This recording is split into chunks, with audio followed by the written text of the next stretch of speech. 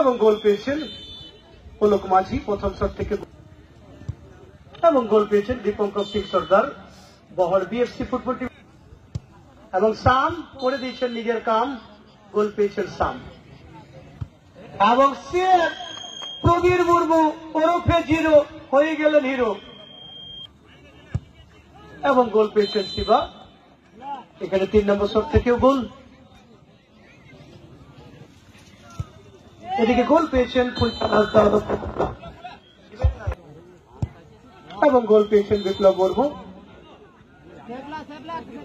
করছেন। এবং সে প্রবীর মুর্মু ওরফে জিরো এখন হয়ে গেলেন হিরো। আর তাতে let's nine star Joychandi football টিমের ম্যানেজার অমৃত পাউরি মহাশয় ফুটবল টিমের খেলোয়াড়রা সেমিফাইনালে জায়গা করে নিলেন।